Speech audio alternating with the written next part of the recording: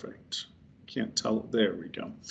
So, December is a really important month for you guys to start settling in, getting comfortable with your office, getting comfortable with your team, and getting comfortable with the technology that is in front of you. The training that we're doing here today, it's just step one. It's not going to be, if you go through this process and you think, hey, I got this all under control, and you walk in, that's just the beginning. The next step is using the tool, playing around with it, exploring, trying different things. Then the next step is talking to the people, your team, and working with them on how the tools work. You're going to be learning from this moment all the way until mid-April and perhaps beyond, right? So, get yourself in the right mental mind space. You've only been at it for 1 week, and lots more to come. I have a laundry list of things here. Friday was the end of the pay period. When I was going through, I noticed punches for some, but not punches for all. If you were missing punches, you need to communicate that to your MTL and get it to me ASAP. I can go back and add historical punches in. It's very important. I want to make sure we get you guys paid. We have a couple new people that are joining the team. Paris Wilkinson, I think I saw Paris jump on. She's going to be over at, there's Paris. She's going to be over at our office 7331, Quincy, I believe we call that one. And then we also had Alex McCall join the team yesterday, and we had a kickoff conference call with her. She has another obligation in the mornings until about midway through this month. She's actually a school teacher of some sort, and she's going to be joining our team as well.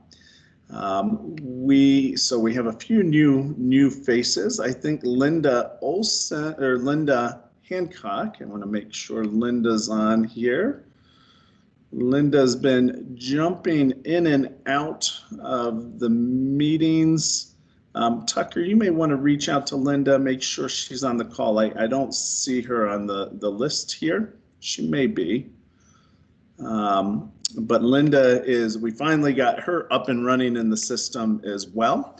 So she's not on the list of invitees. Okay. Well, then let's shoot her out an invite.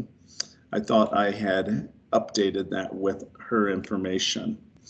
So you saw this morning, or perhaps you didn't see this morning yet, I sent out an invite for next Monday and Tuesday.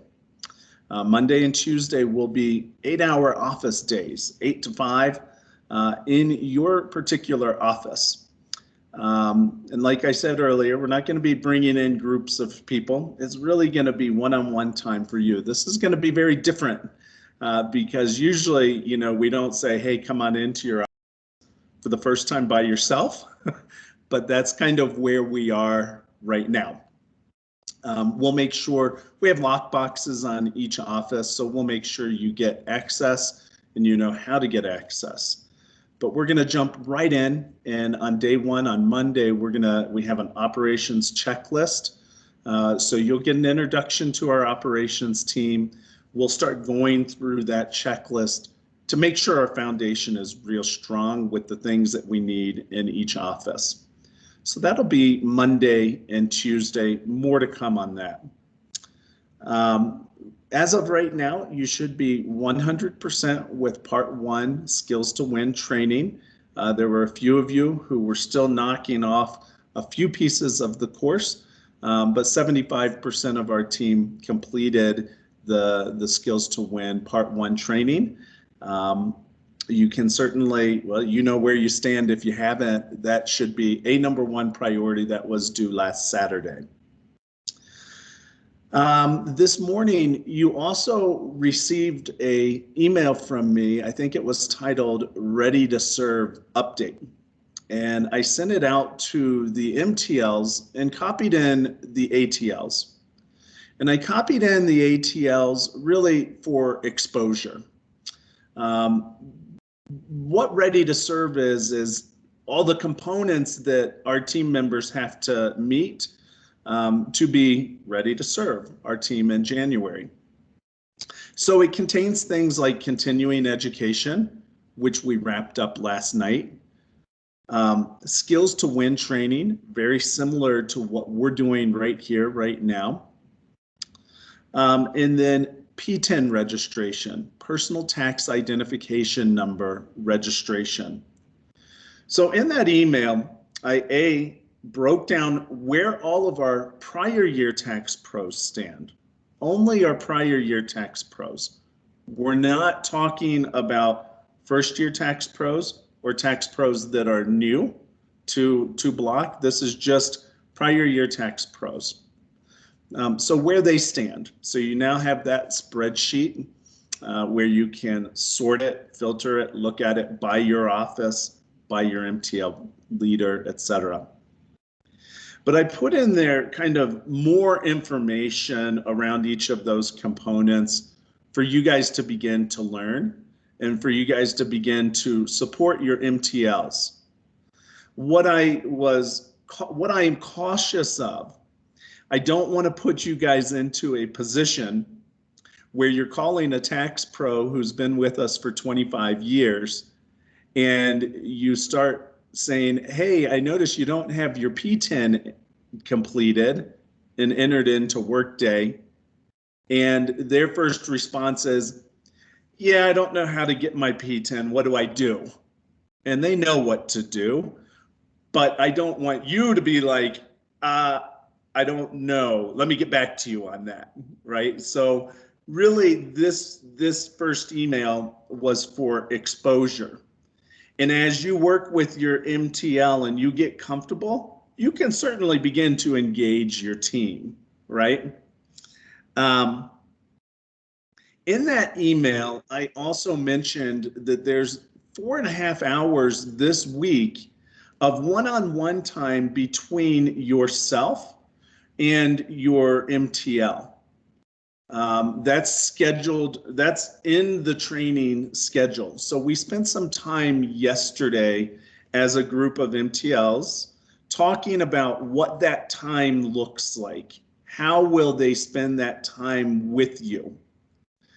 So what we kind of landed on was there's really two components here. Three components, actually. One is this ready to serve, getting your team across the finish line and your MTLs working with you and using you as they see fit, as you guys see fit. The second component that we're very knee deep in right now is CSP hiring, client service professionals hiring. We've hired about 23 of 50 receptionists. So we have a lot of hiring to do right now. And I'll kind of put it out to you all. Our best hires tend to be referrals. So you all may know people that are looking for a part-time gig, you've worked with in the past. By all means, talk to your MTLs about having them apply, and we're very open to that, okay? And then the final component, which I think is the most important component, is you beginning to spend some time one-on-one with your MTL, getting familiar with the tools that we have, Work Center, Appointment Manager, My Block, things like that. And then also within that is digging deep into those tools a little bit and understanding who your team is, right? Looking at some of the reports, understanding who the big writers are. Who are those tax pros that have been with us for 20 years? They have a high certification level. They write 500 returns. They're like a fixture of that office. They're there all the time. Who's that person? And then who are the other people that are maybe newer and, on a different part of the learning curve? So spending some time with your MTLs on the roadmap, okay, and getting to know your team a little bit. So that should be happening this week. If you haven't received an invite from your MTL, or you haven't had a conversation as to when this one-on-one is going to take place, pick up the phone, give them a jingle, and definitely set some time up for that. So, that's kind of, some housekeeping items. Our call today, well, before we move into that, let's look at this week. Share my screen here. Let's look at this week and our training. Okay, so here's the MTL training. Let's move over here to new ATL training. And that's the wrong week. There we go. Okay, so yesterday you should have done work in progress SOP, standard operating procedure essentials. So SOP for work in progress was the 1 hour self-study yesterday. Notice here that in your Block Academy, you should see assigned training, that part 2 of Skills to Win. So you remember, when you go into your Block Academy and you go onto that main page under assigned training, you're going to see part 2, and that's what we need to complete. I believe that one is due by the end of this week. I think it's just 1 week in there. We can pull that up and look at it when y'all can confirm it. So today we're gonna start talking a little bit more about work in progress. And then after this call later on, you guys will begin to jump into schedule readiness, okay?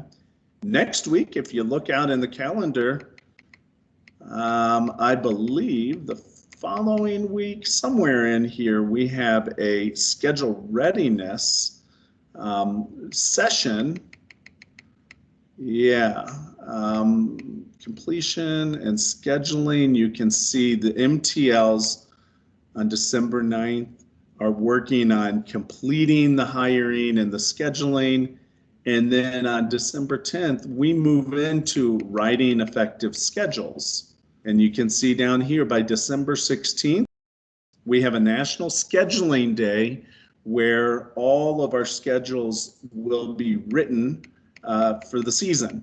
So, we're kind of laying the foundation of what schedule readiness is, focusing on that ready to serve and making sure all our people are on board and trained. And then, we just keep building upon that. So this is this week's training. We'll meet each day, Tuesday, Wednesday, and Thursday for an hour and a half each morning. And then down here, that's that 4.5 hour session right here. Sorry. Here's that meet with MTLs and plan, prior tax pro open house. We're not doing an open house right now, guys, and this will all be virtual, okay? Okay, so let's get moving on that standard operating procedure of work in progress. So yesterday you guys did the work in progress essentials, okay? So let's take a peek. Let's move over into Inkling. And before we dig too deep into work in progress, I just want to give a reminder to you all. How do we find those SOPs, those standard operating procedures? So I'm in Inkling, and I just type in here, standard operating procedures. It pops up. And here is an overview, and then here are each of the SOPs. So today is work in progress, okay? And as you look at this, you could spend hours digging through just this one standard operating procedure. And, on the surface, it looks very simple. Oh, we just take stock, we verify, we use our dashboards, we do some follow-up, and then we finish those returns. Easy enough. This one is pretty complicated, guys. And, it really takes a lot of digging into this SOP, reading through this, watching these videos, continuing to get yourself more and more comfortable with the tools. You can see, oh my gosh, look at this. What is this dashboard? What is this work center? And then, you guys are new, and you start looking at things like e-file rejects. Hey, what does e-file mean? And what the heck is a reject? And what is this QPR? I have no idea what a QPR is. What does that mean? And what is a leadership follow-up? Does that just mean I talk to someone, or is there something more there? And what is this pending payment and these drop-offs? Oh my gosh, what is this AOL signature holds, MEF attachments, right? So you can see we're just like scratching the surface here, and there's a lot to learn. You're not expected to know everything on day one. There's things on this page that I'm still learning about. I still get thrown off by this MEF attachment holds, but understand that it's a process. And I wanted to move, before we even started, I wanted to make sure that you have this piece down. Where do you find the standard operating procedures and the amount of knowledge that is in here, the amount of learning that's in this piece alone? So I wanted to make sure we knew where to find the work in progress SOP. Let's move back into our training book. So you guys you can do one of two things here. You can open your training and you can follow along and set up notes, right? Or you can just follow with my screen, okay?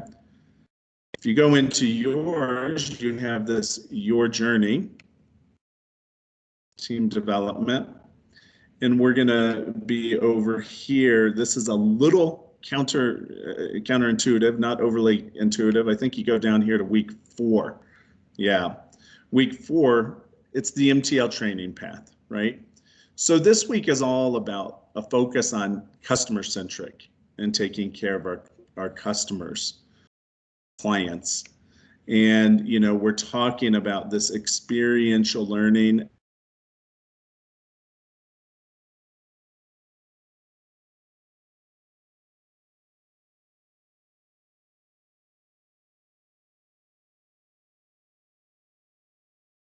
Okay, hold on one second. I want to see some faces. Maybe I just get to see Tucker.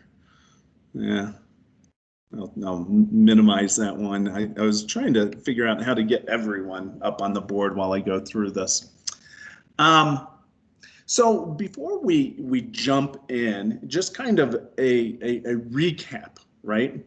What exactly is a work in progress? What does that mean, work in progress? What is it? Well, it's a return that's been started, but it hasn't been finished and paid. Yep, that's it. You'll hear it referred to as a hold. You'll hear your tax pros refer to it as a whip. But, it's just a return that was started and hasn't been completed. Okay? Why is a focus on WIP, work in progress, so important? Why would this one be important? That's how we make the money. Yeah, that's how we make, sure, closing the return. Absolutely, it's how we get paid. That's our revenue stream. Absolutely. Give me another reason. Why is WIP so important? Think of it if you were doing your own personal tax return, okay? And you came in and you came to H&R Block to get your tax return done, and well, let's just go traditional right now. You came into the office, you sat down with the tax pro, and the tax pro started working on their return, and they looked at you and they said, oh my gosh, you have all kinds of things that we need. You know, you didn't bring in your 1099. How could you not bring in your 1099? You had that last year, right? That doesn't happen. We don't talk to people like that. But you don't have your 1099, and my God, you had 4 jobs, but you only gave me 2 W-2s. You know what? We're going to have to finish this up later. Bring those documents back to me. It's just general customer service. There you to go. Make sure that, to make sure that the customers know what they need to provide, and so that we know what the customers need to provide, to stay on top of it, to make sure every need is being met between the office and the. Yeah, absolutely. You know, this is all about that client experience. If you come in, right, and you sit down and you have that interaction, and they say, well, bring those documents in and we'll finish it up.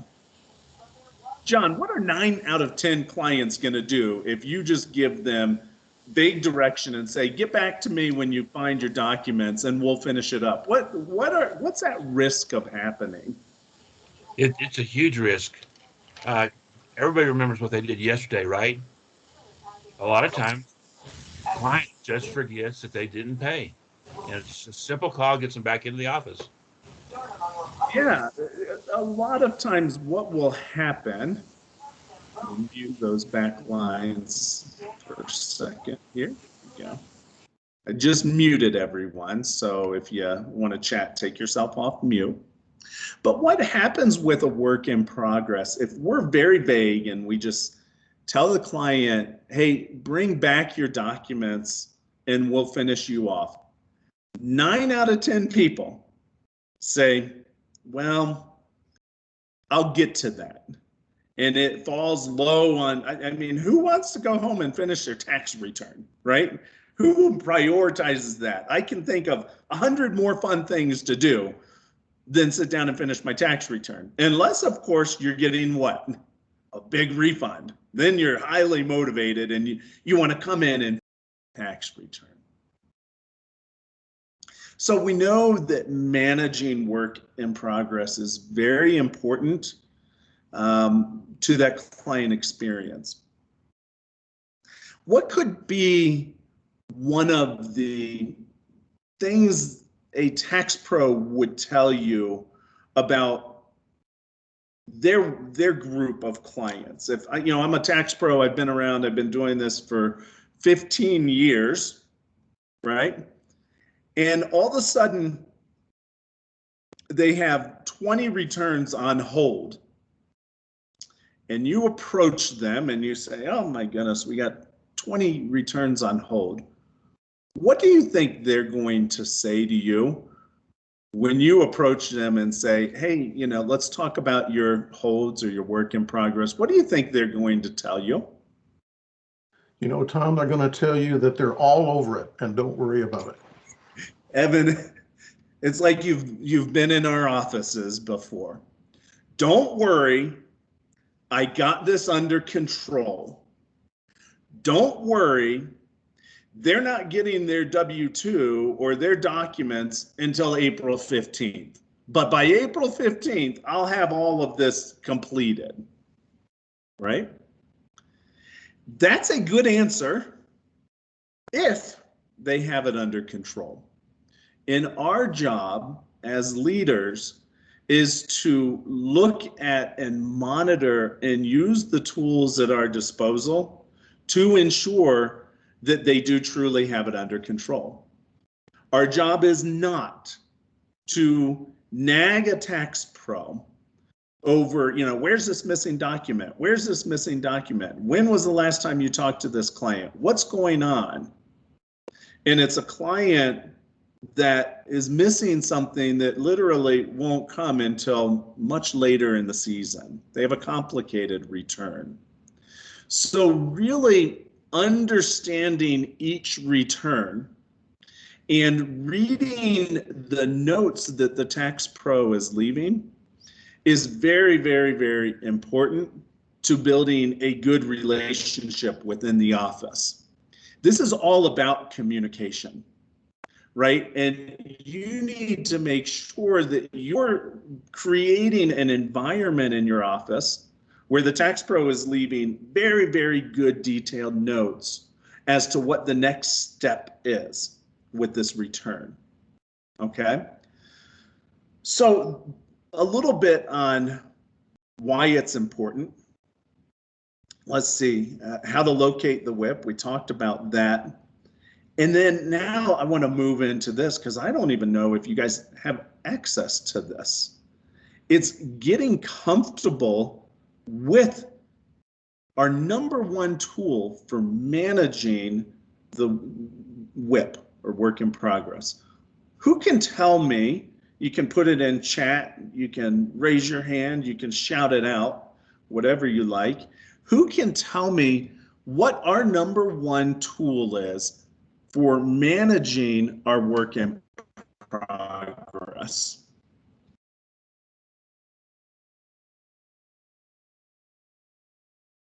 I don't see the chat lighting up. What is our no? Work Center. Yeah, it's Work Center. Work Center. I'm gonna light up the chat because I like to see it. Work Center. There we go. Okay. Work Center is the central nervous system of H&R Block. It's everything. It's where we store all our returns. It's where we have all our client information. It's where we have we store our clients' documents. It's a tool that we use to communicate with our. Is Work Center a new tool? Well, I've been a tax pro for 25 years. You guys just rolled this out how many years ago? 2 years ago? Right? So to some, it's a relatively new tool. On a training curve, remember we have that training curve like this. Many people are still up in that upper left quadrant where they're not totally comfortable with it, okay? And last year when we rolled out the tool, there were some little buggy, glitchy issues that hurt some of the user adoption with some of our tax pros. We've worked through a lot of those, and now the tool is pretty slick. So I want to move over here, and I want to go into DNA. There's DNA. Okay. So I don't know, and if one of you all could validate this while I'm playing around here. I don't know if you have access right now to Work Center. So what I want one of y'all to do is go over here, and it may be either tagged down here on your bar, or it's up here in applications. And I would like someone to go in and see Work Center access. So we just go to W, we come down here to Work Center. And we go to continue in browser. Okay. Is anyone digging in and giving that a shot right now?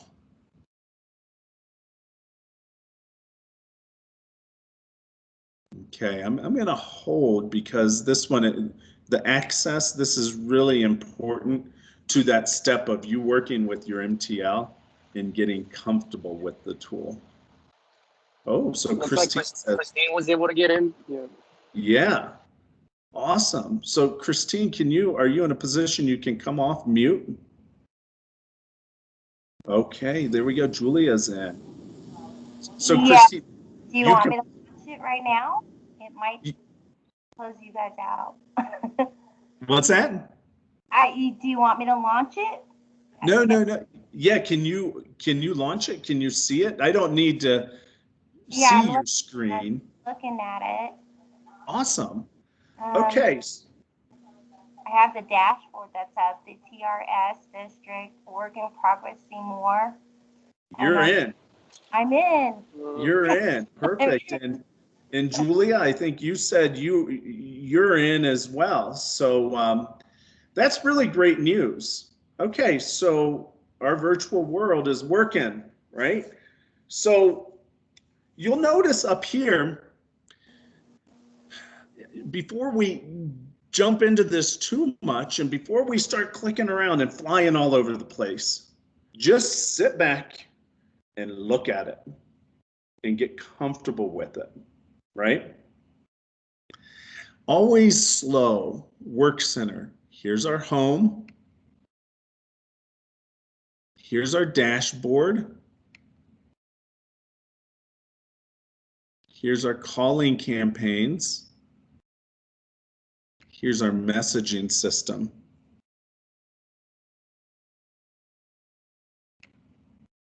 Okay, so let's go back to home.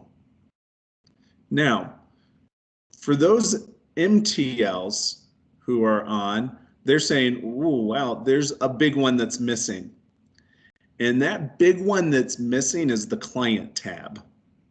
The client tab allows you to get in and really see what's going on with an individual client, see their returns, see all that information.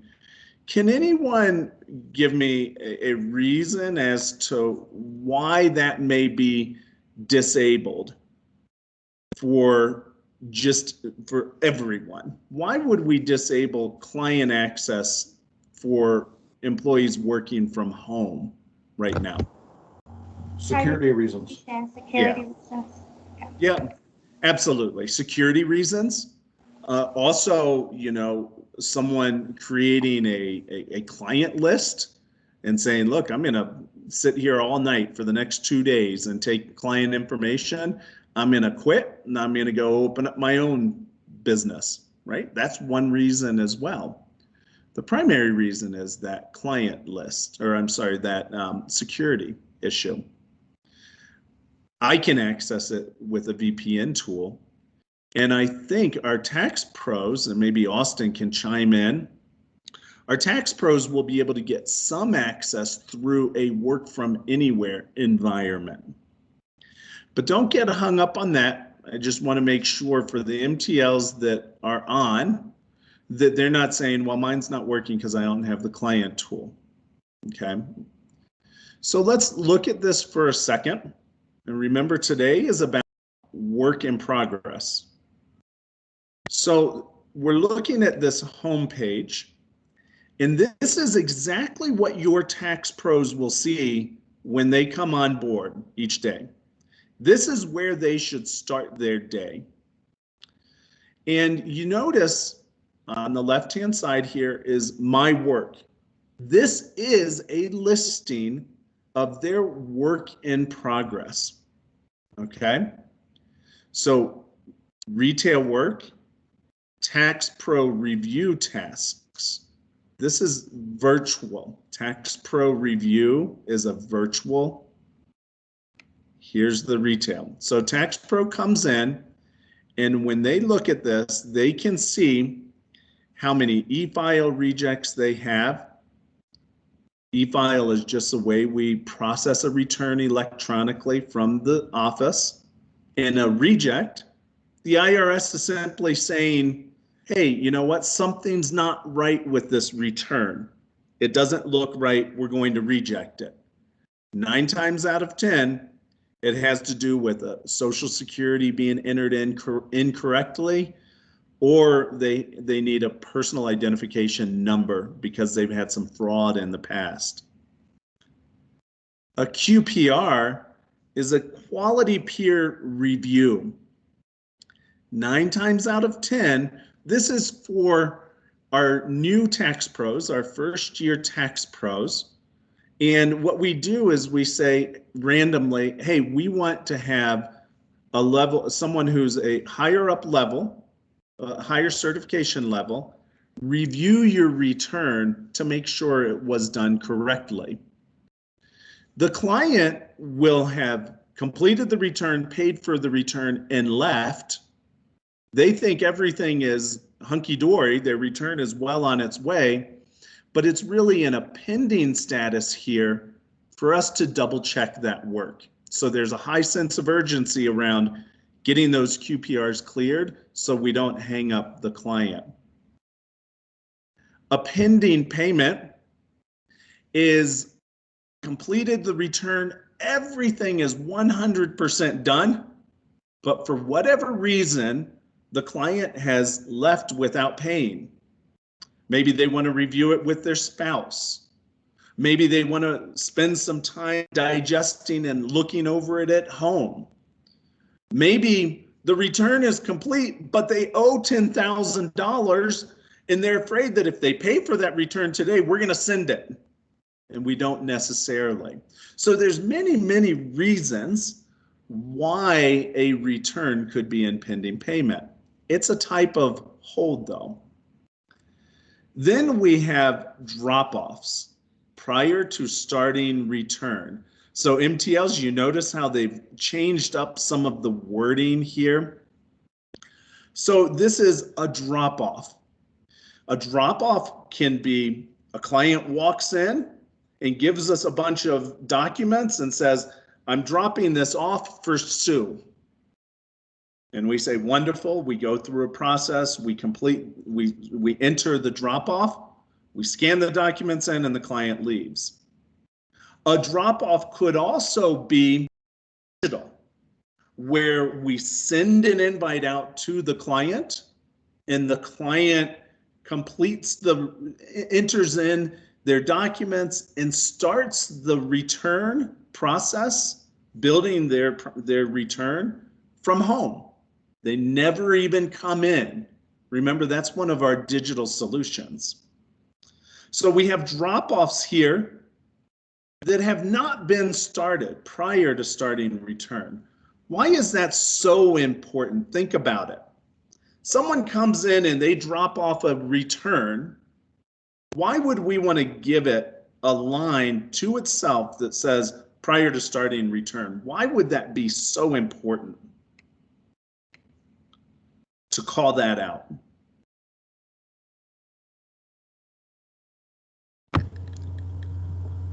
It's there. I know you got this. It's there.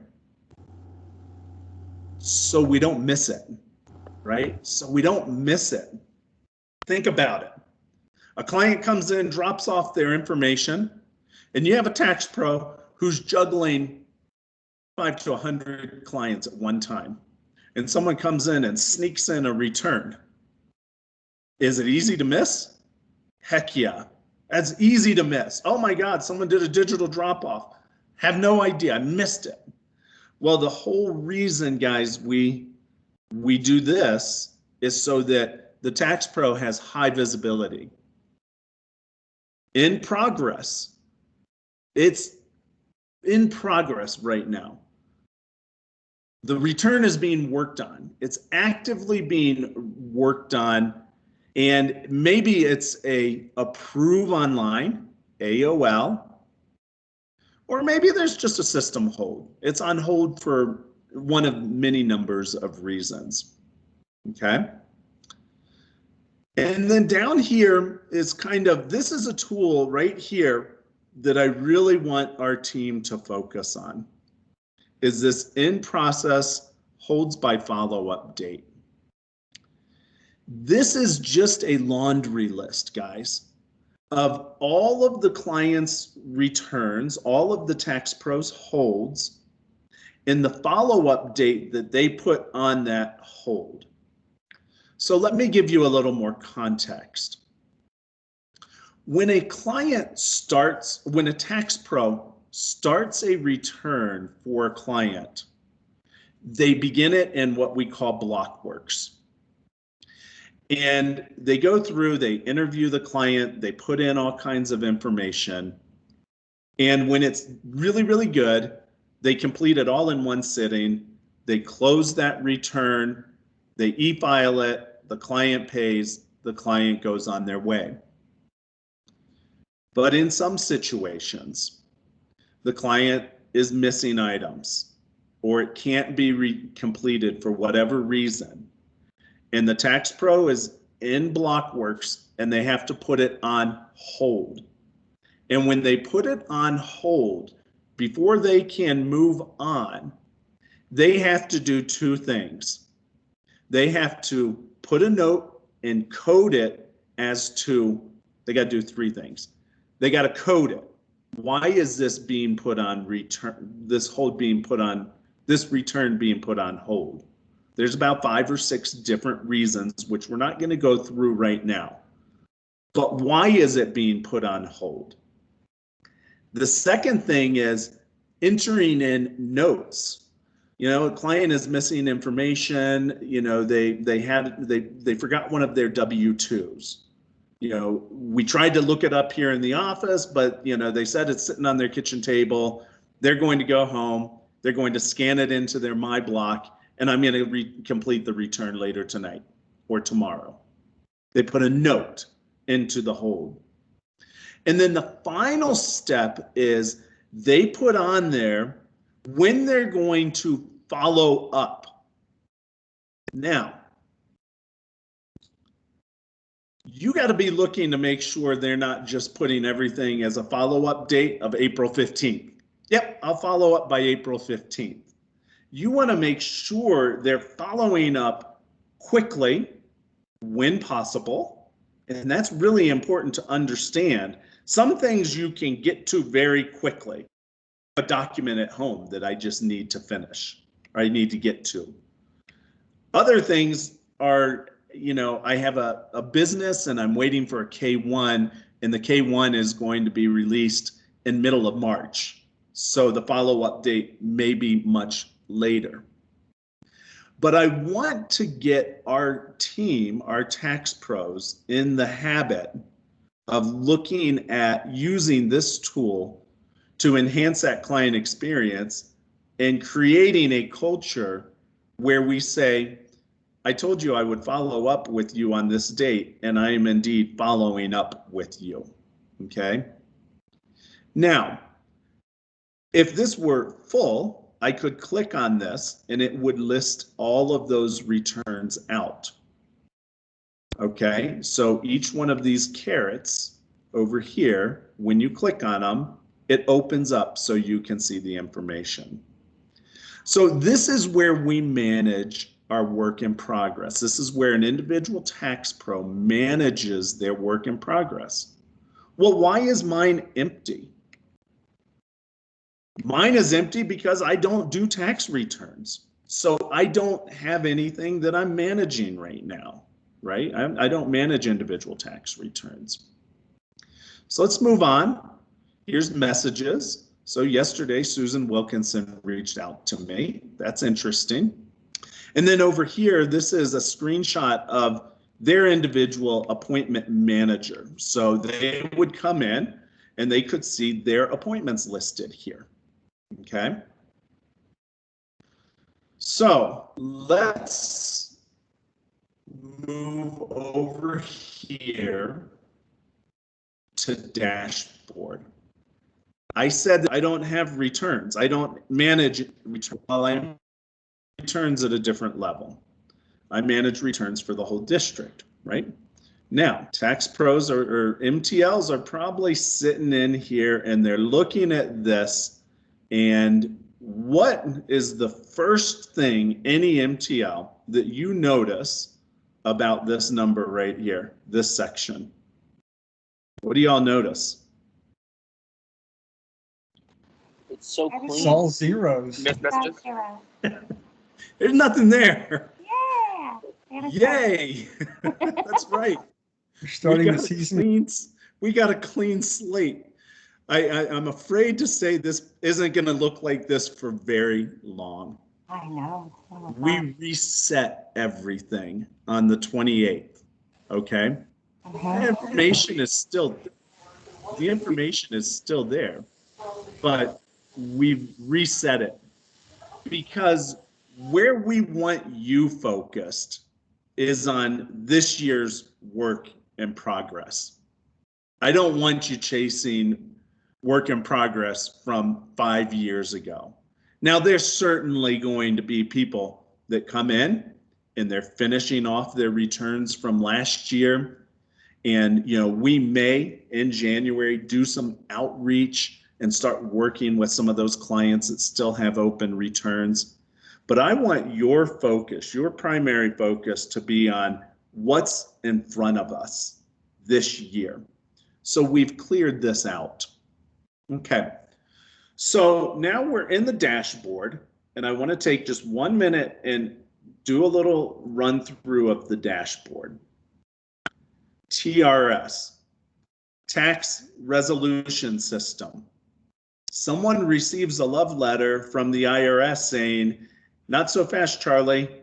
You claimed something you weren't allowed to claim, or you understated your income and you didn't pay enough in taxes." The IRS sends you a letter, sends our client a letter stating there's something going on with your return. We need information. Tax pros use the Tax Resolution Center system to manage that return, to scan in those documents, to figure out what the cost is to fix the problem. And it's a resource and tool that we use to manage the client experience as we work with the IRS to resolve their tax letter for them. Down here, work in progress. We just went through all of this. We'll come back to this one in a minute. Over here, Tax Pro Review. So this year, we are only, let me go back a little bit. Last year, this would have said virtual. And the client experience was a client could come in and select a virtual tax pro. Each district had a handful, and have them do their return for them virtually. And only a select handful of people, tax pros, could do that. We've eliminated that. Not the virtual portion of it, but now any tax pro can do a virtual return. That's not unique to just a handful of select people. Any tax pro can do a virtual return. However, we still have this one product here called Tax Pro Review. And what Tax Pro Review is, this is a product where the client goes into hnrblock.com, purchases what's called a Tax Pro Review, and the client enters in all their documents, completes their tax return on their own, and they pay for one of our tax pros to review their work.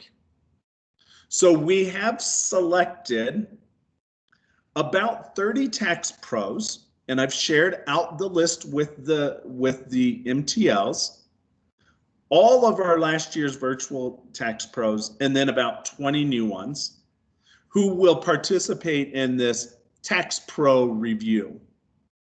So this section helps us manage the inbound Tax Pro reviews, the client work.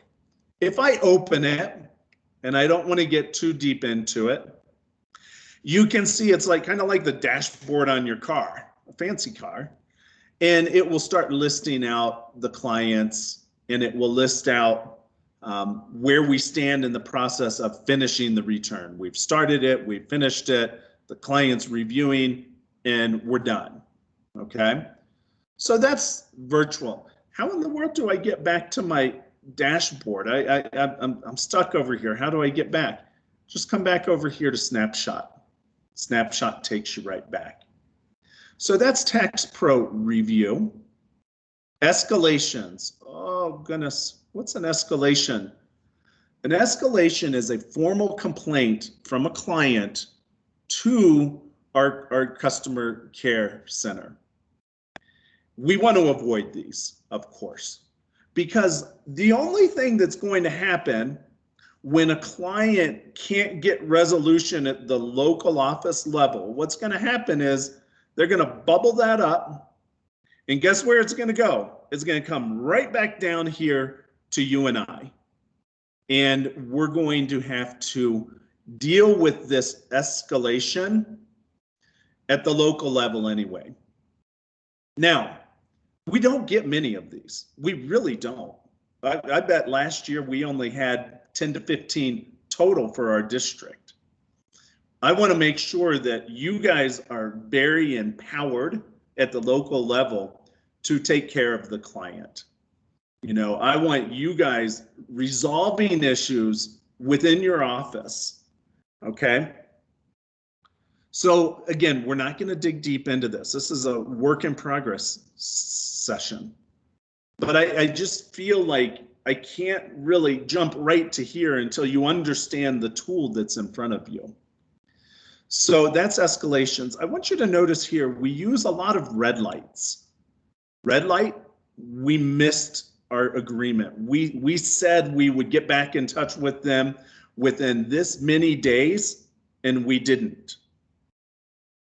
Yellow, looks kind of orange, but yellow is, man, we're getting real close to missing this one. And green, we just got this new escalation. We need to get moving on it quickly. Okay, now I come down here and I'm to messages. ATLs, or MTLs, I'm sorry, MTLs. Tell me how you feel about this right now. How do you feel about 177 unread messages? Not very good. Yeah. Why? Why? Why so many unread messages? Yeah. There's lots. I could answer why. Okay. Because we just don't have as many eyeballs on it right now. Our MTLs are kind of engaged, but they don't know all the inner workings of who's working, where do we stand on this. And honestly, the number of tax pros that we have working right now, when they come in, they're busy with the client. They aren't, honestly, they're probably not digging into this. Is it a huge risk right now? Absolutely. This is trouble. So MTLs, put a note down. We need to get by Friday. We need this to be down within 10 or fewer. Okay. I'm going to open it up just for a second so you can kind of see what it looks like.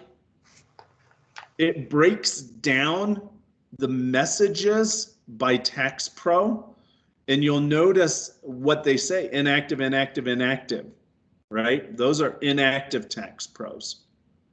And then down here, when it can't assign a return or a message to a tax pro, it assigns it to an office. So we have offices that are missing, right? So I'm not going to go any deeper with this group today on messages because it's kind of complex. Well, it's not overly complex, but there's steps that we need to take to get these cleared up. Our MTLs know how to clear this up. In my ask to them, you just heard me lay it out, by Friday, let's get this 177 down to 10 or less.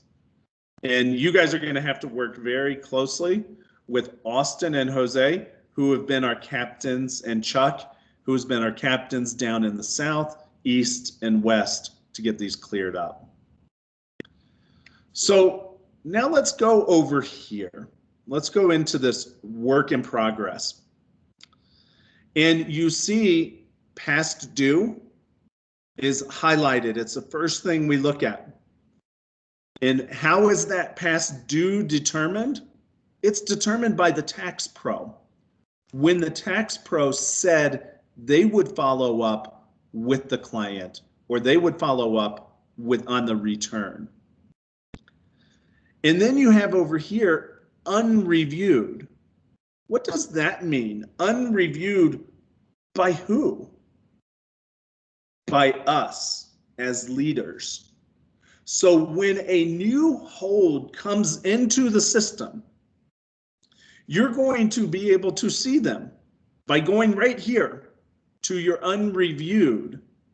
And then you'll be able to say, oh, there's a new hold that was placed on hold yesterday. You can look at it. You can read the notes as to why it's on hold. You can look at the hold code. You can look at the follow-up date, and you make a determination based upon the information that you see. Is that return in good shape, green, thumbs up? Or do you have some questions? I shouldn't say thumbs down. You have some questions and you want a response from the tax pro, red. I click it, red, and then that will send a message to the tax pro. And they'll say, oh, okay, I see Tom has a question about this return. Let me get a response to him, okay? So we're looking at the district view right now. So if I want to look at the individual, if I want to look at where is this one review? Where is it at? If I hit see more, that's interesting. It only shows me anything that's active. So right now we have one hold in the district and it's over at our Littleton office. Okay, and it's in progress and it's on hold with a follow-up date. I'm going to hit see more. Okay, now I am looking at the office's dashboard. This looks familiar. We just went through all of this. And I can filter and do all kinds of nifty things over here. But for right now, let's look at this unreviewed. I come over here, I see it, there it is, one. I come over here and I open it. And now I can see Daniel LaFour is missing information. It's 18 hours old. Shelly Ann is the tax pro. This is an old return from 2017. Needs 1095A to complete return. And she put her initials on there. 1095A, I believe, is proof of insurance. Is that right, guys? Yes. Yep. Should this have been put on hold? I'm just kind of curious as to what you guys say. MTLs, should this have been put on hold? Yes, because 1095A is marketplace insurance, and having proof of insurance in 2017, if you didn't have it, you would get penalized. Okay. I'm going to say no. I was just waiting for Austin to chime in. And this is that artwork, guys. This is what we just did for all of the ATLs. The MTLs have all been through this. They can all write tax returns. They're all sitting here going, okay, this is old hat. Tom just spent 40 minutes going through our dashboard. And for the ATLs, your heads are spinning right now. You're like, oh my God, what in the world? I don't even remember how he got to that. Don't worry. And now we throw on top of that, he needs a 1095, and he just asked, should it have been put on hold? And then you have a very good tax pro in Kelsey who says, yes, it should have been put on hold because the code in 2017 said you have to have insurance. And if you don't have proof of insurance, you're going to get a penalty. So she's saying, I need that proof of insurance before I move on. And Austin steps in and says, not so fast. Because why, Austin? Because everybody that signs up for the Colorado Connect for Health Colorado Marketplace, which that form refers to, they have an online account where they can access any of their forms historically if they can sign in, and we can print them in the office. There you go. So we could have helped them, but there's also another reason. Doesn't it state, and I may be spreading bad rumors here, all they have to do is say, yes, I have insurance. And if they say, yes, I have insurance, and they don't, then they're going to get a nasty gram, and then they have to come back and provide proof of insurance. So you could put a note in there, client said they have insurance. Is that accurate? That not with that form, no. Oh, not because with that form. Sorry. because they get a specific tax credit off it. You have to have the dollar amounts. It's a little different. So Okay. They're going to get money back or have to pay. exactly. Okay. On most other forms, yeah, as a tax pro, we just can take their word and move forward. But yeah, on that one, we need the form. Okay. So what we just did is communicated, right? And we asked questions. So you need to ask the question, and this is where, in full transparency, this is where our tax pros get a little frustrated with us as new leaders when we're asking so many questions about everything, right? So,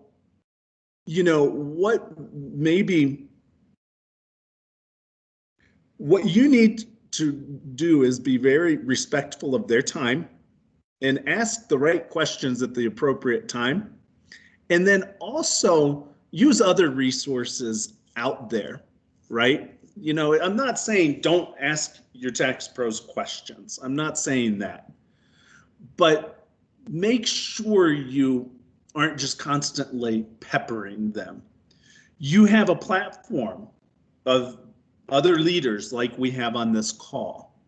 You have, we can do group meetings. We can do all kinds of things to help you guys self-help before you have to step in and ask a tax pro. If they're busy, if they're just sitting there and they're not busy, say, hey, can you give me a little rundown on the 1095A? Just like I did just now. Okay, so let's jump back over here. So we have all of this information here, and I think this is well done. It's not overly lengthy. It's fresh and it's new. Now, how do I mark this reviewed? Or what if I wanted to leave a note? I wanted to start managing this. If I come over here and I hit this little caret, look what it does. It opens up into client information. It tells me who this client is that we've been dealing with. He hasn't returned to us for 3 years. So something happened back in 17 where he stopped doing tax returns with us, and now he's back.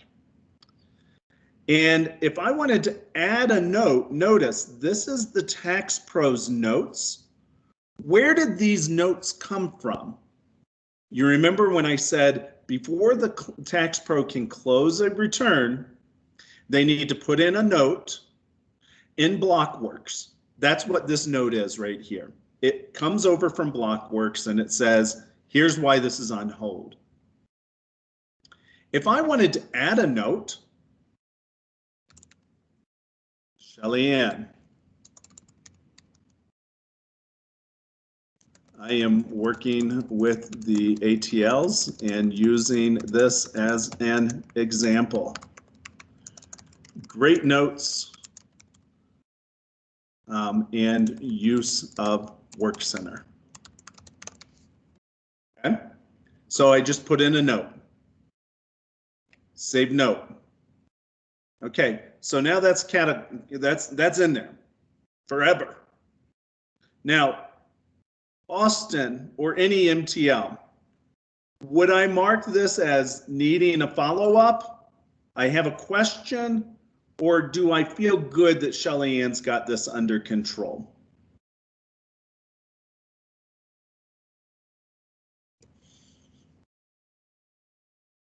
Anyone?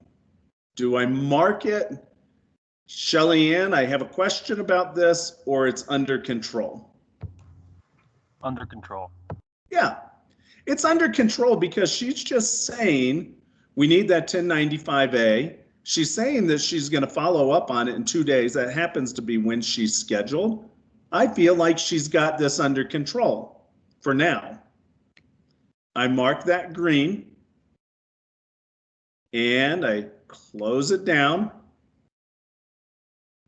And look what happened. Unreviewed is now 0. And now I have a hold up here. I have 1 hold. Now, if I come back in 2 days and it's now December 3rd, what's going to happen if no action has been taken? What's going to happen? It's going to show up right up here under past due because the due date has passed. And it's going to show up right here with by due date. It's going to say, hey, we were supposed to follow up with this person on December 2nd, and we didn't. Okay. I can hover over here and I can get answers and more information about each of these hold types. This is new down here. Need help? Sure. Type in your question. What's new in WorkCenter? Walkthrough, tours. So this is a new feature. That's the first time I've ever clicked that button. So there's different learning resources here. Okay, I'm going to go back to my snapshot. We've talked about TRS, Tax Pro Review, escalations, messages. Whoa, wait, wow, they did an incredible job. They went from 177 messages down to 6. Not so fast. That's just 6 at 7007. If I come back up here to district view, oh, good feeling gone. Back to 178. Okay. So that's messages, campaigns. This is where we do call outreach to our clients. And then messages, this is where the Tax Pro manages their individual message. So let's just look at Susan. So Susan, she left a voicemail. How did she leave a voicemail? When a client calls an office, when a client calls the office, we have what's called a VoIP system. And if no one picks up, right, and the office is closed, the client can leave a message. And then it takes that phone number and it assigns it to who they think it belongs to. So I rarely get messages, so I don't remember who Susan is. Hi, this is, and our Siri is not very good. Hi, this is using Susan. Any of my income tax every year, and last year you tell me to apply for the receptionist job of this year, and I'm interested in doing that, so I'd like to talk.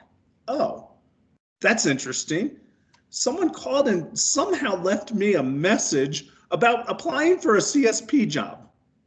Trevor, are you on? Yeah, I'm here, Tom.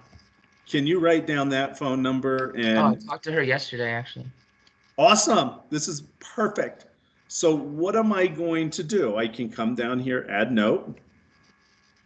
Trevor spoke to CSP candidate yesterday. It says 809-9101. 9101. 303-809-9101. I'll check the number just to make sure it's the same person. So I can add a note. I can forward this. Hey, let's do this. I'm going to add that note, save. Now I'm going to forward this to Trevor. I'm going to go over here, boy. 7138. Trevor. Continue. Now it just forwarded over to Trevor, right? And Trevor could open it and complete it and close it, and it would disappear. Okay, wow, holy smokes, we're going a little bit deeper than I wanted to. But let's go back to our dashboard. I'm gonna open it up for a minute. How are you guys feeling right now? Are you know, that's your first introduction to Work Center. How are you feeling with the training that you've received so far? Is that the first time you've received that information and that explanation, or have we been kind of building on that last week?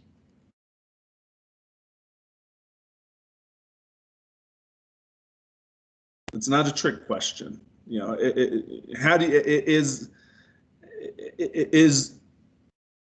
have you seen that information? Not really.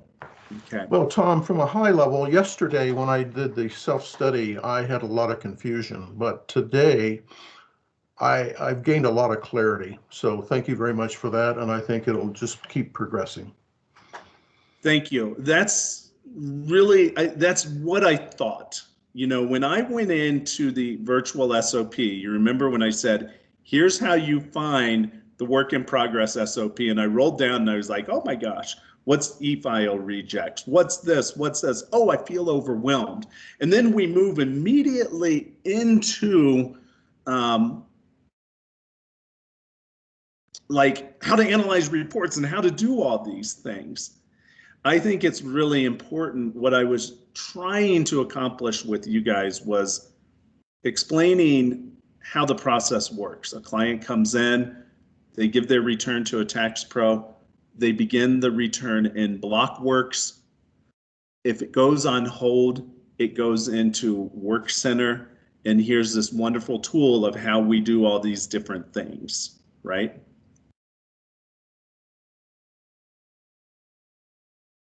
So I'll continue to try to do things like this, because to me, it's super important that we begin to build this foundation, that you guys understand the tools. You can't lead something that you don't understand, right?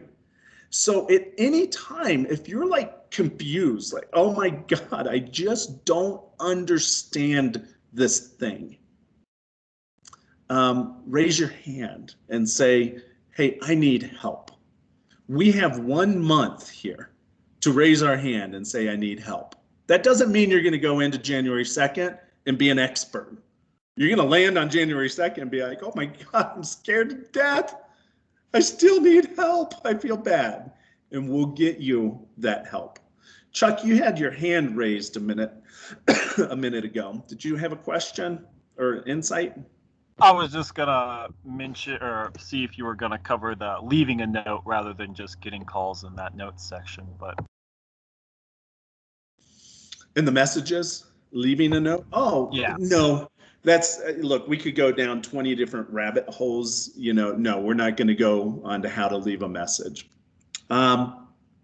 Okay. So we haven't even touched on today's topic, right? So I just want to look at the content here. And I think that we'll be able to kind of breeze through this a little bit better now that we have some context of how the dashboard works. Okay, so systems and reports, you see I'm over here in experiential learning, role plays, WIP. I'm going to close that down so we have the whole view. Okay, so they're saying here, individually review the information on the 3 clients below that are on your Work Center WIP dashboard. Answer the analysis question and be prepared to discuss with the group. So we have Robert Smith here. Donna's the tax pro. Here's the note. The balance due is $55 negative, returning continuously for 3 years, a follow-up date of March 15th, and it's this year's tax return. And we need a driver's license information because the driver's license has expired, has new Boeing retirement 1099-R not received yet as of 129. Edward Jones not received yet. Friends of library stuff, question mark? Yes, we'll get amount, did get peace of mind for Iowa 1040X. Okay. More time to complete is the reason this tax pro has put it on hold. More time to complete. Based on what they said, is it more time to complete? Has new Boeing retirement not received yet? Not received yet, friends of family. Is it more time to complete? Or should this be labeled, coded as missing information? It feels like it's missing information to me. More time to complete would simply be a code that the tax pro is saying, I have everything I need. I can complete this today. I just need more time. And then your response would be, let me give you time, right? Let me schedule you time to complete it. But that's not what we're saying. We're missing information. So you remember I said it's kind of like an art form. You have to be able to read these, and trust me, you'll get good at this. It feels very foreign right now because you're looking at it for the first time. Here's Chris Lee. Missing information. Need to clear Iowa itemized glitch or have Schedule A approved.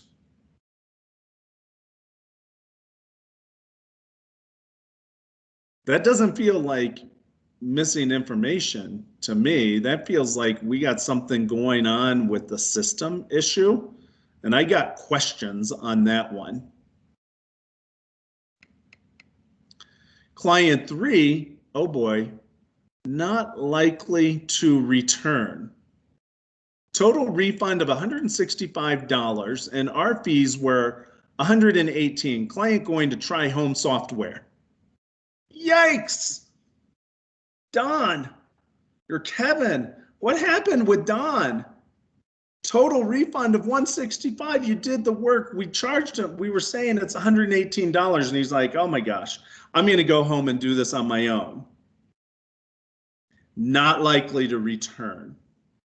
Okay, this is an important one because so many things here from a managerial leader perspective happened. First of all, we have something called upfront pricing transparency. Kevin should have reviewed with Don before we even began the return and said, this is going to cost $118 roughly. Would you like to proceed? Yes, I would. But it feels like he got to the end and, was like, well, my refund is not really much. I'm going to just go and try this on my own at home, right? Maybe we didn't do upfront pricing transparency. Maybe we did. But what is missing from this note? This is a very standard note, by the way. What's missing is, and what we need to work with Kevin on, is what steps did Kevin take to try to save this client? What steps did he take? I don't want to know. Yes, I want to know all of this. That's good stuff. But I want to know, before Kevin sent him packing, what did he do? Did he offer Kevin $25 off? Did he let Kevin know that the software was going to cost $50, $100, whatever the price of the software is? Did he talk to the ATL or the MTL to try to save the client? So there's many, many things that we could have done here before marking this client not likely to return. So that's when I look at those three, that's what I see. MTLs, do you guys want to add anything to my analysis of those three holds? Oh man, no? Pretty good?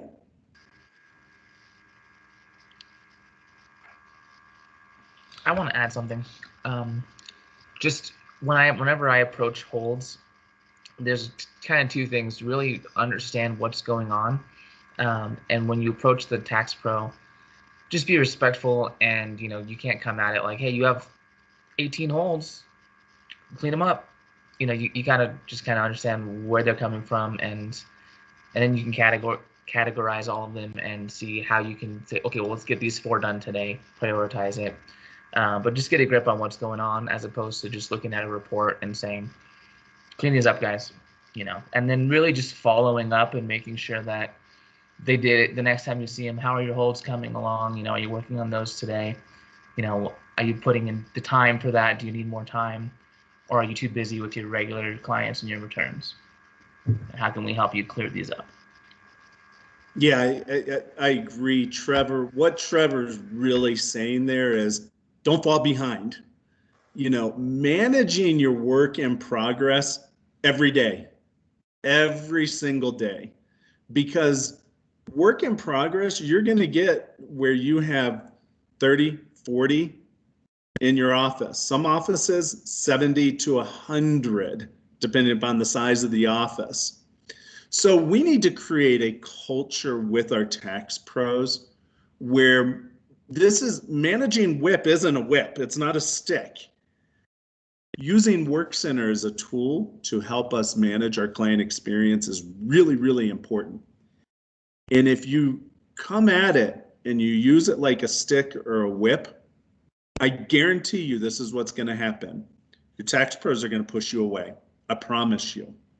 But if you work with them and you coach them and you show and demonstrate to them how the communication and how you can help them, they'll start to use WorkCenter more. They'll start to leave better notes. And once they see you helping them close returns, they don't like WIP any more than you do. They hate it because they're not getting paid if they don't close it, right? Okay, so let's go back. I'm kind of trying to watch my time here. How would you coach? Okay, so which client would you address first and why? Personally, I would go to this not likely to return. And the reason why I would talk to that person first is because if they go home and tomorrow they pop open hnrblock.com and pay to have that service, I've lost the opportunity. I can't save them. So anytime I see a not likely to return or a leadership follow-up, I need to jump on that one quickly. MTLs agree? Going once, twice. Absolutely. I mean, the work is done. Yeah. Let's get paid. Work is done. Let's get paid. Okay. What actions will you take to convert the client you selected? Well, at this point, they've gone. So I would do a couple things. I would talk to TP/ATL to ensure they understand no client walks, right? Don't ever let a client walk. It's like if you work in retail in a clothing store, keep them naked is what we used to say in retail. Keep them naked. Keep them in that fitting room trying on different things. Keep them naked because as long as they're in there trying on different things, they're going to find something they like. This is the same thing. Don't let them leave to go find another solution elsewhere. Try to close it right there. How would you coach the tax pro who placed the return on hold? Use of wallet. What the heck is Tom? He just said wallet or my bucks. I'm not going to go into it a lot. We have a discount program. where each tax pro gets a wallet of discount dollars based upon the size of their clientele, their book of business, to save clients. $25 at the desk is the number that seems to make clients very happy. Now, it's a weird thing, you know, you're sitting there looking at a bill of $250 or $300 and you offer them $25 off and they're like, wow, that's good. I can take my wife out to dinner, you know, Chili's maybe, you know, maybe McDonald's, I'm not sure. But, you know, $25 is the magic number. If it gets to me, it's going to become a much bigger number, likely. Now, let's look at some reporting here. Review the information on IMR work in progress report below. So have you guys been given a tour of how to get to this IMR? Well, I'll do it very quickly. Guess where I'm going to go? DNA homepage. Okay, so I'm back here on DNA. I come down here to Fin IMR. Fin IMR. And now I'm in IMR. Mine's going to look different than yours. You're going to have fewer things than I have on mine. And when we're looking at work in progress, it's not overly intuitive. It's a conversion, converting the client to paid, conversion, work in progress.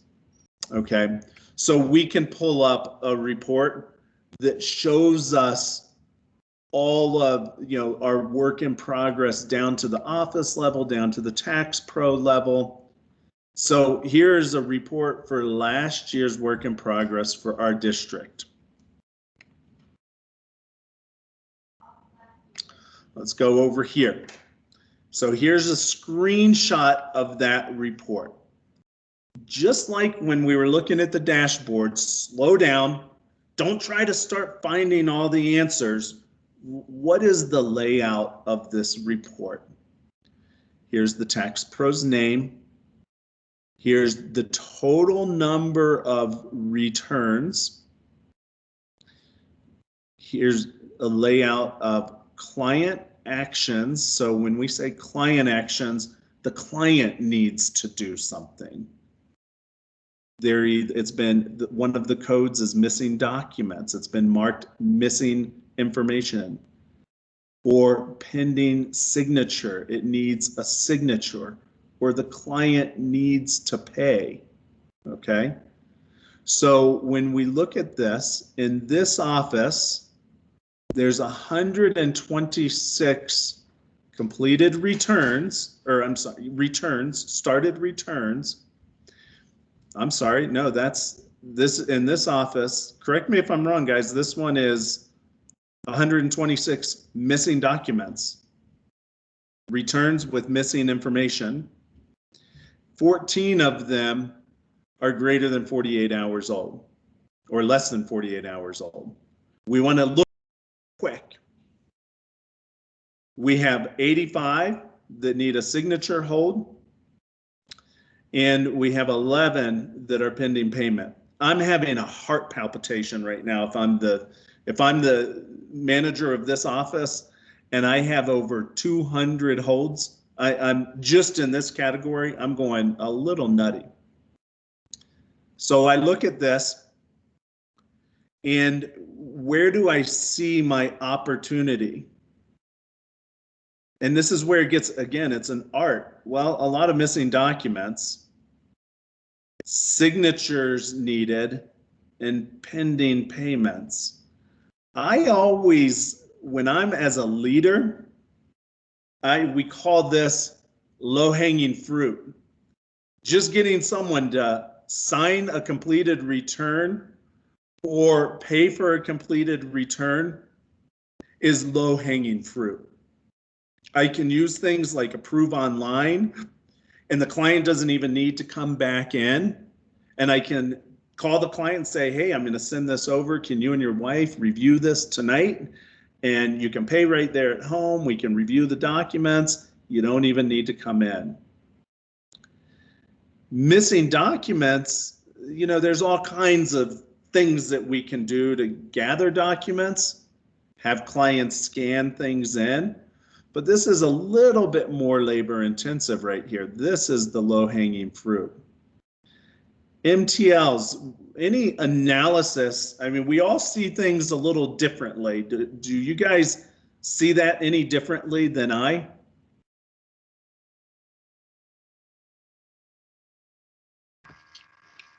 I'd see it the same. Okay. I think this is a good opportunity for the ATLs. I think we kind of talked about this last week. The ATLs, what I would do as the MTL is definitely go for the pending signatures and train the CSPs to, like you said, Tom, do approve online, have a good conversation with the client going into the phone call, and what are all the approaches and objections that you might hit, and how do we overcome those. And so the ATLs would be able to train their CSPs and delegate this task, but also great way for the ATLs to take ownership and start tackling this as well. Yeah. So notice the way I looked at it. I looked at it as a very high level. Boom, boom. I was up here. I was down here. That's because of my role. That's how I look at things, right? Your role's a little different. You're going to be looking at the leaves on the tree, right? You're going to be looking at the details. Who would you recognize and why?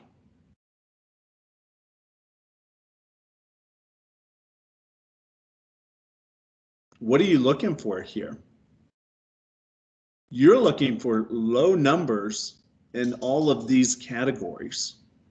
Now, don't be fooled, you know, because maybe Kay here is a high rider, right? Maybe she's done 300 returns. And maybe this gal, Diane, maybe she's only done one return and she placed it on hold.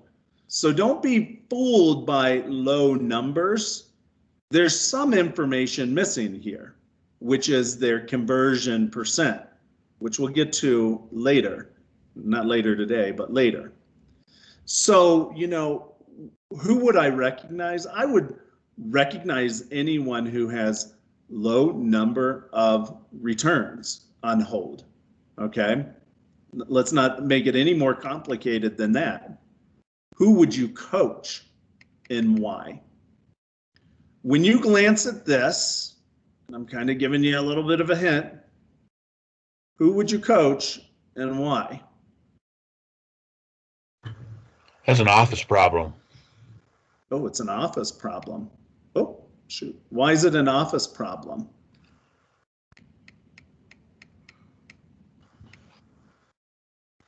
There are just too many signatures on hold by multiple people. Yeah, this must be a gigantic office. There's an office opportunity. So maybe John's going to want to come in and help coach on the office. But from an individual, I would really want to dig into Nanette here. Nanette has 45 missing holds with missing documents, 25 with missing signatures. Nanette alone accounts for about 30% of the entire office's holds. So where there's smoke, there may be fire. So I would go to Nanette and look at Nanette. Would be my, and then I would start looking at Kay a little bit too, right? And then, you know, I'm just looking for anywhere these numbers are high. ATLs, MTLs, y'all agree? I do. I think it's interesting that Nanette has 25 returns that need a signature. Only 5 are greater than 48 hours. But still, she's like 20 people. What's happening there? Yeah, good observation. Who would you coach and why? Nanette seems to be getting a little out of control, right? And I'll bet you, if you go and talk to Nanette, you know what she's going to tell you? I got it under control. Don't worry. I know every one of them. They're all coming back in. I need more returns. Give me more. Give me more returns, right? That's your team is always saying they got it under control, and you say, man, that's great. You are so busy. How can I help you? Let me help you get some of these missing documents. Let me help you reach out to some of these clients and collect on payment, right? Okay, work in progress, year over year information. Review the information on Blockworks 2-year comparison. Holy Toledo. Answer the analysis question. Be prepared to discuss. Guys, we're in first week of your new employment with H&R Block, and you're looking at a 2-year comparison of a tax return that has been generated. This report here is generated in Blockworks. Everyone who's a tax pro sits there and they look at this and they go, okay, I know exactly what this is. If you're new to Block, you would have to slow down and look at it. It's really, really important because this 2-year comparison gives you information year over year. How are their wages? This person made more. Well, let's start up here. How did they file? They filed single. They made more money. Okay, you go down here, I look at that big 3,000 business income or loss. So I'm starting to say, wow, they did something with a business, but overall my income went up. I start to say to myself, did they withhold enough? If my income went up by $13,000, I hope they withheld enough money, right, to pay the taxes on that. Deductions, fewer deductions by 10 grand. I'm wanting to understand what happened. They took the standard deduction. I'm not so sure why that went down so much. Tax pro could tell you. You're not a tax pro. You don't have to know. You just need to look at it and understand where there's smoke, there's fire. Ruh-roh. Taxes paid. We made more money. We paid less taxes than the year before. Are you guys tax pros? Chuck, you getting nervous at this point? Yeah, not really. That's a tax law change in that specific incidence. Okay. Total taxes paid. Yep, you're right. Look, total taxes, 25,000, payments, 29. You're right. Total payment, 29. Something, it worked its way out, didn't it? Interesting. Amount due. Oh, wait, did it work its way out? Oh, yeah, actually it did. He owes 4,200 versus 7,600 the year before.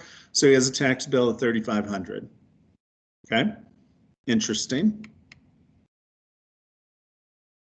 Chime in at any time if I'm just reviewing the report. And MTLs, please, it is really important. I'm going at a high level. It's really important. Don't shock your ATLs. You know, they don't need to on day one start digging into Blockworks, right? And looking at the 2-year comparison. They don't even know where the keys to the WIP file are up front. Okay? They don't even know their entire team. So baby step them in. This is good exposure. What is this that we're looking at? This is return notes. I don't even know what this is myself. Can someone help me here? MTL, help me. The return notes is just a section that tax pros can put in notes for the client that transfer from year to year. So they were just making a note about the earned income credit and their situation. Okay. And what do you notice about this note? You said there was a tax law change. Is that part of this at all or not really? That's not part of that. That was just why the taxes went down that 9,000 in the deductions categories because of a tax law change in that side of life. Okay, this is where I'm comfortable. This is the hold. So here's the reason code is client signature required, client missing information and documentation, or the prior code. That's new. I don't know if that's always been up there. Prior reason code, signature required. Now it's missing documents. To complete return, we need the following proper documentation for EIC, earned income credit, for child care and credit, child and dependent care credit, mortgage interest form, and charity. So they're needing more documents. Okay. And they have this person, this tax pro has set a follow-up appointment on 10/15. Hats off. Incredible job. My level of anxiety immediately starts going down because they've scheduled a follow-up appointment with this client. They didn't just say follow up with the client. They went the next step and scheduled an appointment. Good stuff. Why is this return on hold?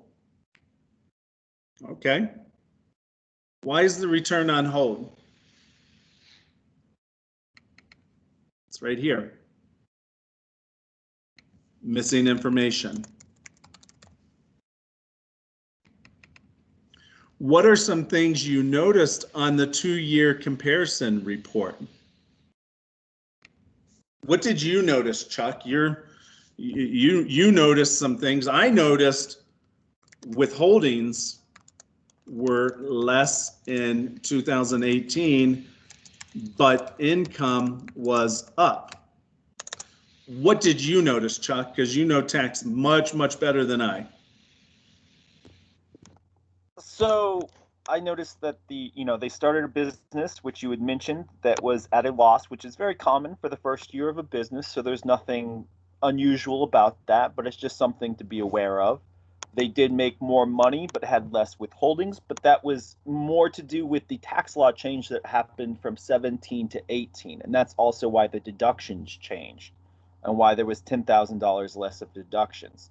So it seemed like a pretty actual normal return. Nothing really jumped out as being off or odd. It's just you have to understand the underlying circumstances of why those numbers had big shifts.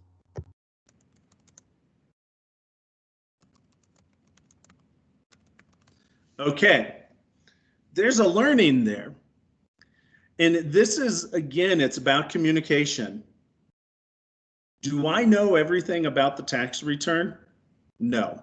Do I know tax theory inside and out? Absolutely not. What did you notice that Chuck and I were doing? We were role playing and, I was getting information from him so that I didn't do this. Pick up the phone and start talking to the client about things that I don't understand and creating more anxiety with that client. The first thing that I did, I talked to Chuck and, I started to learn what information was missing and then what the opportunities are with the 2-year comparison. What are some strategies you can use to convert this client to a paid return? So remember, we want to come up here, and this is our biggest note here as to what's going on. To complete the return, we need the following: proper documentation for EIC credit and for child care and dependent credit, mortgage interest form, and charity donations. So if we're missing information, I'm just going to take this one, and if you're an MTL, please step in. This is what I would do. I would consult with TP first on appropriate next steps. Okay? Get a better understanding of exactly what is needed. Because the tax pro put in there, we need more documentation for EIC. But what exactly are we looking for? Then determine who will be reaching out to client or ATL, question mark. What's going to determine this is going to be how busy this tax pro is, what their understanding of the situation is. Do they feel that this client will take well to someone else calling them? Understand, many of our tax pros will be like, you know what? Keep your fingers out of my return. I don't need you calling. So you need to build that trust and say, you know what? I see you're back to back today. You have appointments every hour of today. I understand exactly what it is you're looking for. Why don't we do this? Instead of picking up the phone and calling, can we send a secure message to client through MyBlock or through WorkCenter? Can we text them?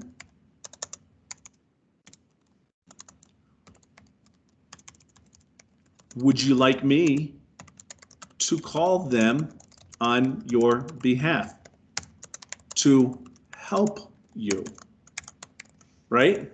So you can kind of get a sense for how I'm building the trust. I'm not just stepping in and saying, hey, I'm new. It's January 15th. You got this hold I noticed, and back in December, Tom and I went through this work center training, and I'm the leader. I'm the manager here, okay? And I noticed you got this on hold and it's missing all kinds of documents. So I called your client and I started talking to your client about the missing documents. And, it was weird. They got really nervous. They started asking me all kinds of questions. So I just told them you would call them. You just kind of created a firestorm for that client or for that tax pro.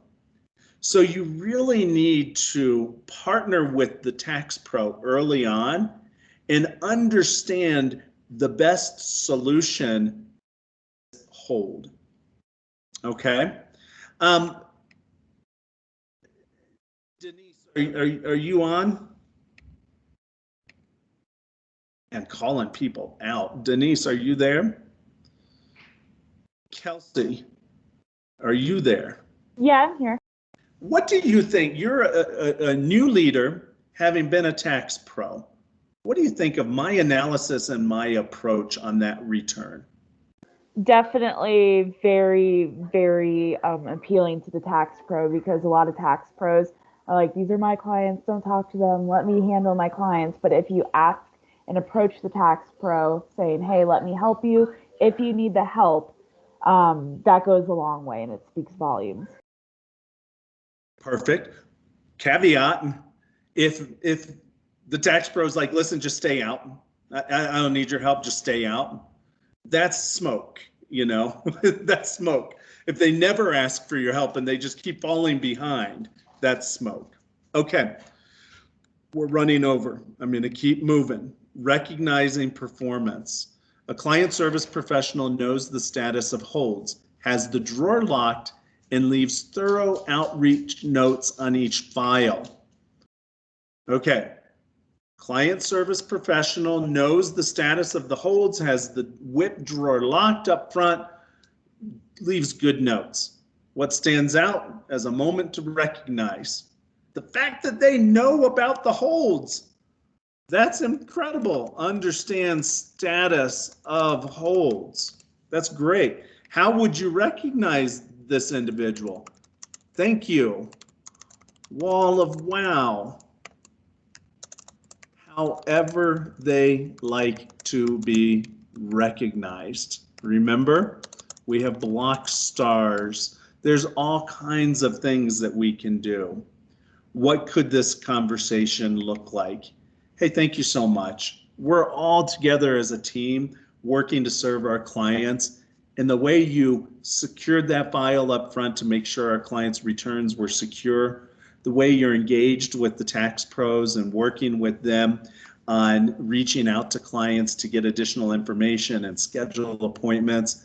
Wow, I really appreciate that. And I know the team appreciates it, because every time I'm in here, they are smiling, having a good time. And I think a lot of it has to do with the culture that you're creating right here at the front desk.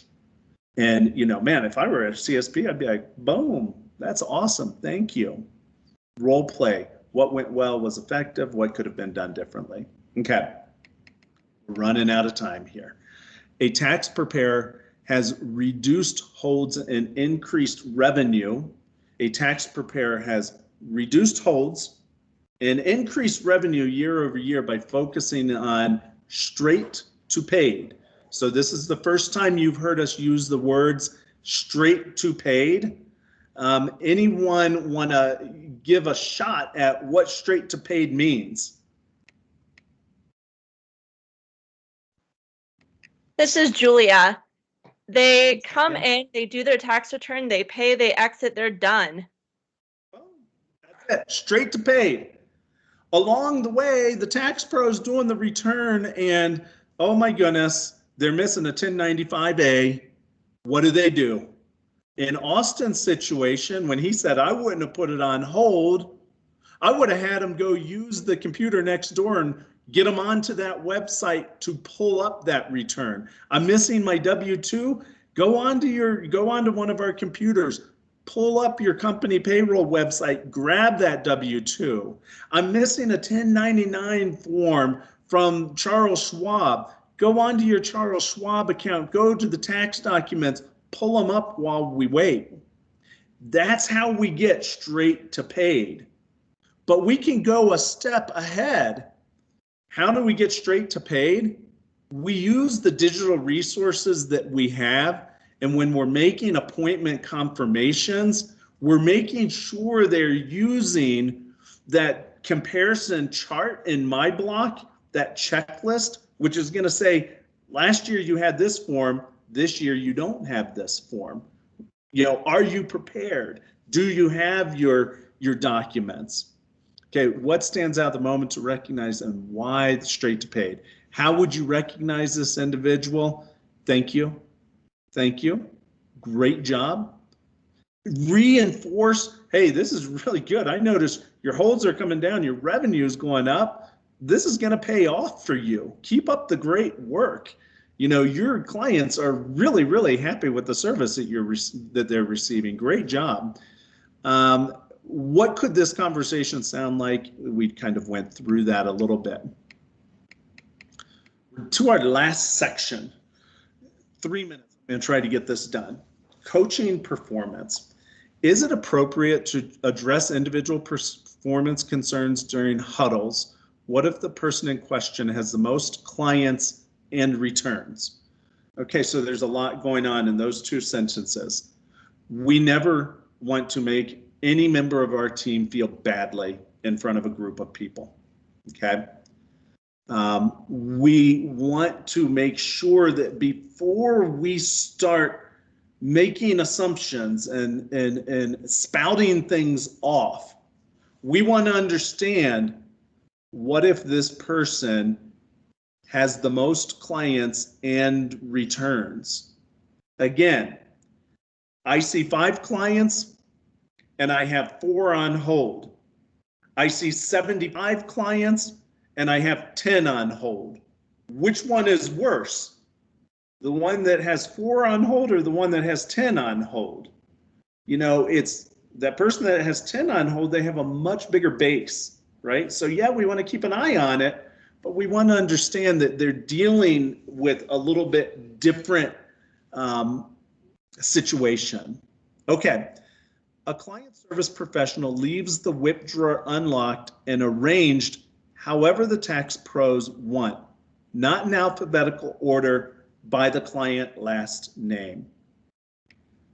Okay, so in your office, you're going to have files at the very front of the office. We call them the whip drawers, the work in progress drawers. Simply put, this is where we put all our documents that we're working on, and they're filed in alphabetical order. There's a history of tax pros, some, not all, most not anymore, but some will make a little honey hole. They'll put them aside, right? And they do that because, well, they left at 10 o'clock last night. They're coming in at 9 o'clock in the morning. It's much easier to just come in and grab that stack of files and take it right to their desk. It's a really bad habit to get in, because now they're in the habit of just putting their stuff right there, and they notice that you never say anything about it. So it must be okay to not keep my files organized up front. So I just leave it there, right? Oh, good Lordy. Look, I have a conference call right now. So this is what I'm going to do. I gotta run to a conference call. I want one of the MTLs to take the reins here and kind of finish off this training and go into Block Academy onto part 2 and show the test, because there's a test, okay? So I'm gonna this one and jump on.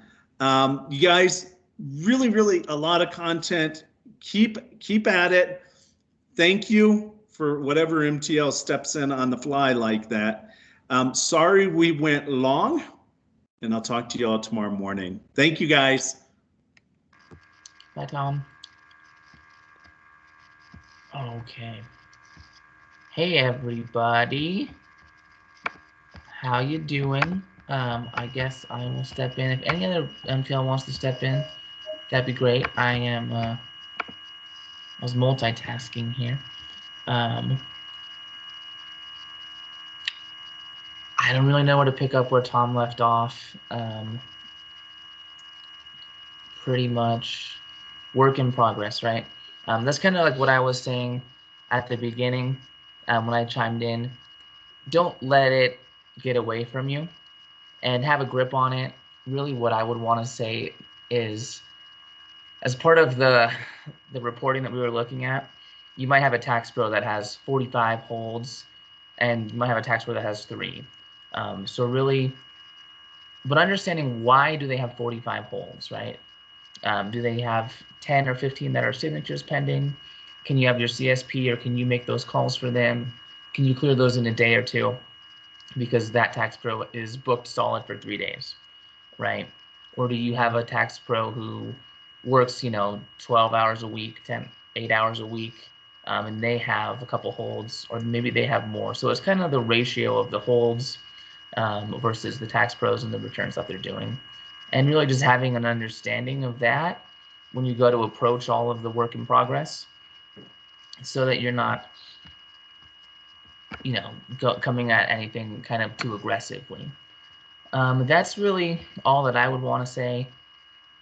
I think just you guys I've interviewed all you guys. I know everybody here, and we're all really good people. We're all really we just understand that we have to run the business, but we also have to treat people kindly and with understanding. So that's kind of how I approach everything, is just, how can I help you? Where are you guys at? Let's be honest here. This maybe is getting away from us, or maybe it's not, and you guys have a good grip on it. But just as the office leader, you need to understand what that situation is. So I'll wrap it up there, unless any other MTL wants to chime in. I think, next steps, we're going to have the MTLs reach out to the ATLs. We'll do the office scheduling, meeting in the offices.